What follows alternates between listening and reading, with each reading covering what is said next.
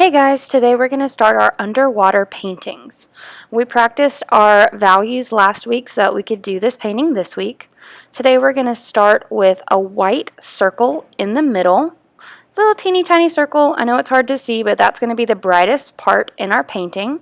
Little white circle in the middle. Then you're going to try your best to mix a blue that is just slightly lighter than the white. You want a really light pastel blue. You're going to very carefully paint a circle around your white. That is called a concentric circle. Circles that share the same middle, but they get bigger as they go along.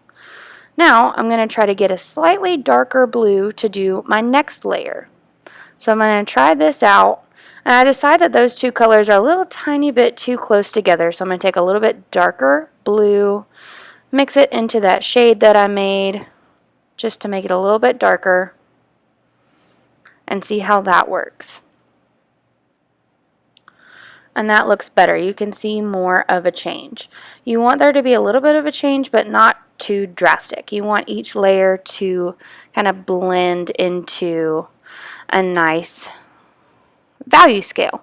Basically making a circle value scale. We want it to start really super light in the middle and get darker as it goes along. So for these, you're going to make a darker blue each time, slightly darker, so you can do the next layer. And we're going to keep doing this until we get to just regular blue. So keep adding blue to make that shade darker and making another circle around. It really helps to make your paintbrush super flat when you're painting so that you have a nice thick even circle. Then you're going to pick up just your blue and do your circle. It should be at least in the middle of your paper, if not a little bit farther, because that's the middle of our value scale. Just our blue all the way around. And notice I haven't washed my brush until now, but now it's time. I got to get all of that whitish blue off of my paintbrush. I'm going to wipe my paintbrush on the side of my cup just to try to make sure the rest of that water is off before I dip it back into my paint. If you need to tap it a little bit, you can do that too. Just make sure you're not getting water on other people's paper.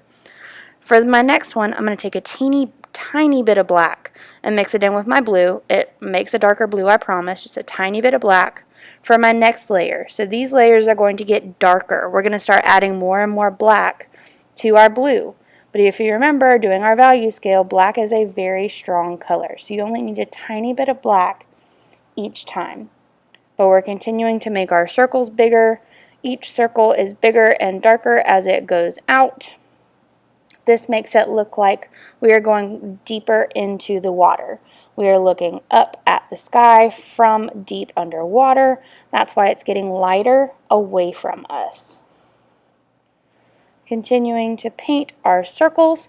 Here you're going to get closer to the edge. We really want our paint to start going off of the edge of our paper, so it is okay if you get paint on the table. We will clean it up.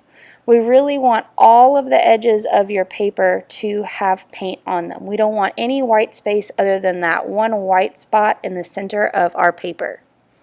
So your job is to make sure that each layer gets a little bit darker each time, going all the way to the edges.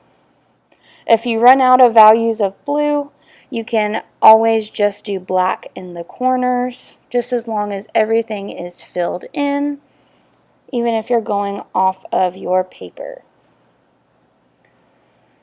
When you are finished painting, you can set your brush off to the side in your water cup, or go ahead and wash it out. It's up to you.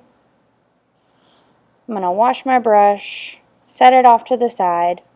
Then it's time for me to take care of my painting. You always take care of your painting before you clean up, because we want to make sure that paper gets safely to the drying rack before we do anything else.